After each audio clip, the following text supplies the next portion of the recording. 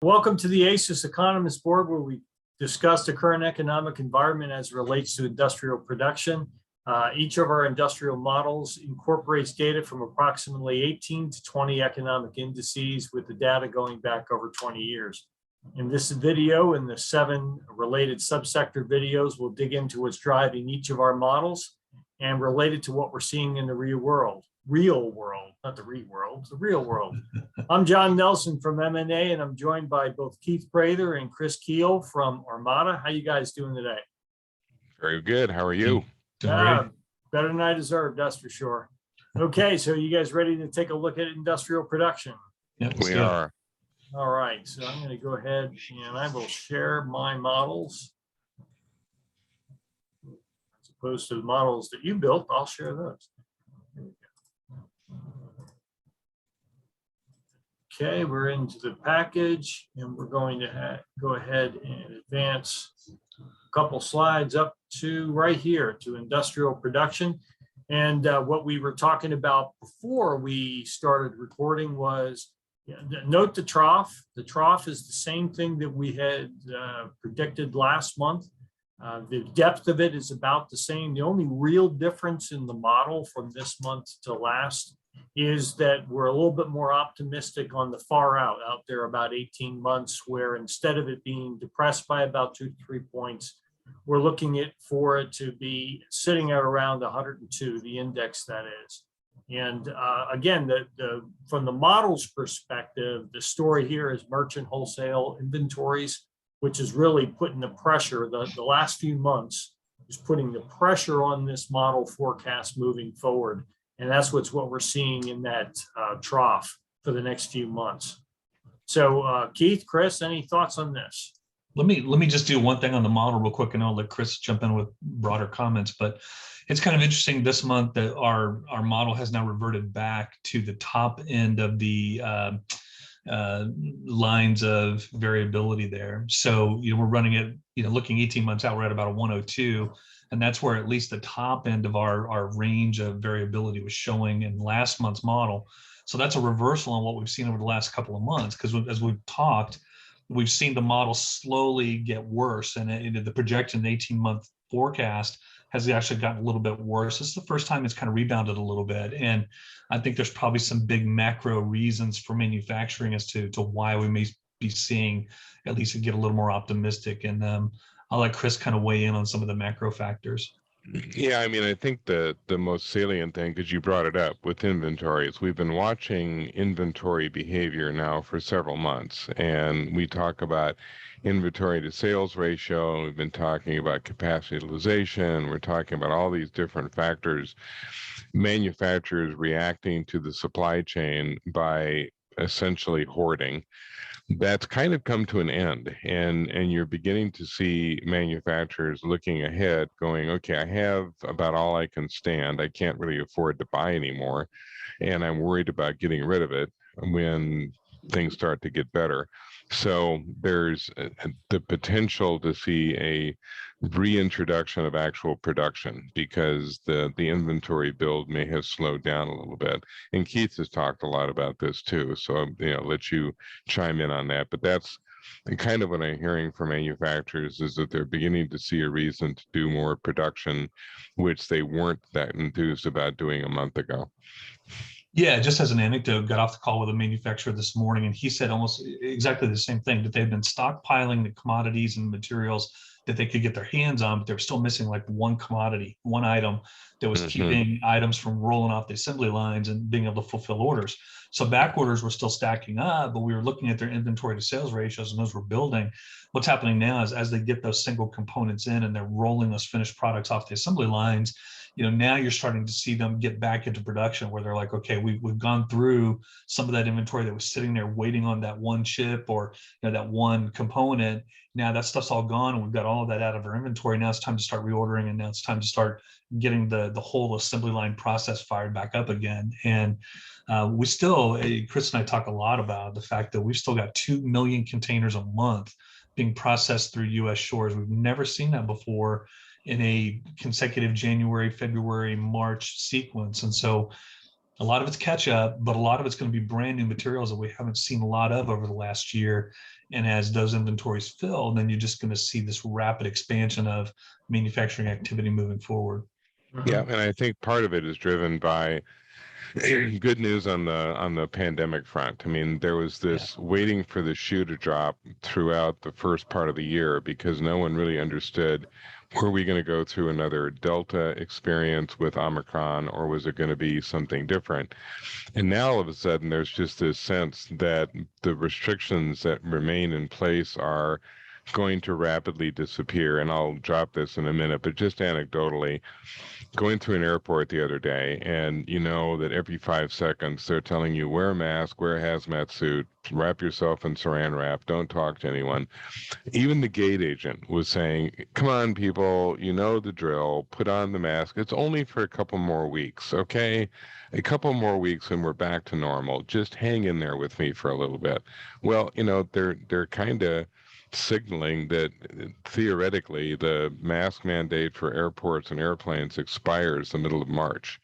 And it sounds like it's actually going to. And all of a sudden that's kind of the signal to the consumer. It's over, go spend. So we'll see. That's kind of interesting. And this is a good opportunity to bring this up too. But so here's a question for you, Chris. I heard today that if you wanted to go get a hotel room in certain parts of Florida this last weekend, they were going normally about a $500 hotel. They're going for $1,000 a night, and absolutely are jam packed. I mean, nowhere for anybody. The services sector really starting to accelerate, as you said. I mean, COVID's behind us. You start to see, you know, entire nations, like, you know, the UK just lifted all restrictions on COVID.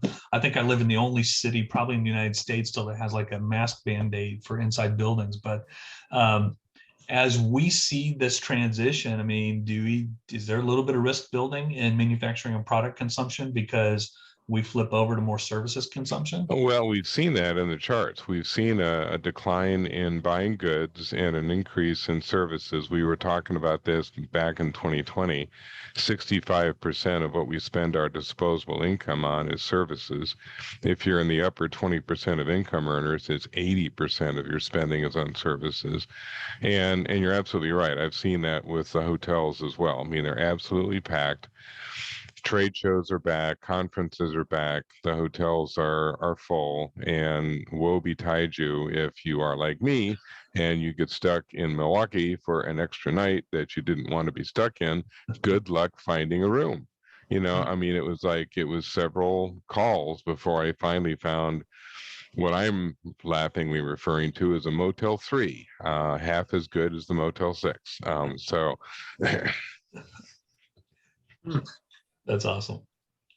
All right, so let's looking at the long term. The one thing I'd like to point out from this model standpoint is you see the kind of, we've shown this variability here where it's got this dip, but you know, that's actually not very unprecedented. If you take a look at times in the past, we've had a similar dip back in 2017, and then we had a dip that was somewhat similar to it in 2014. So and looking way back 2001, totally different economic environment, but you have the big scoop back there coming out of 2001 time period. So this kind of dip is not unprecedented.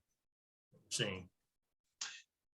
Yeah, I mean, it's not. I tell you what I like about that is look at the tail on the end of that. So look at the 2023 tail and how high that is. I mean, that's really a positive story of growth, outpaces the 20-year trend.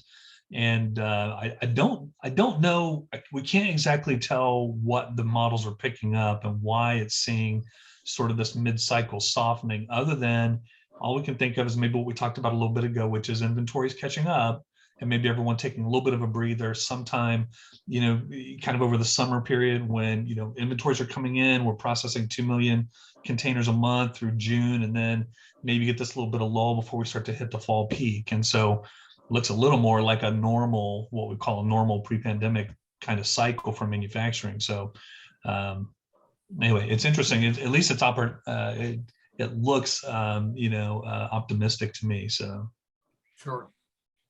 And as we look at the year over year, now this is Truth be told, this is the first time that both Keith and Chris are seeing the year over year, and I changed them up a little bit.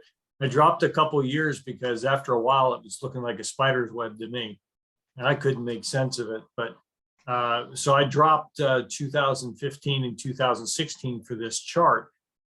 But what you want to pay attention to is the forecast being the dashed kind of maroon line right there in the middle.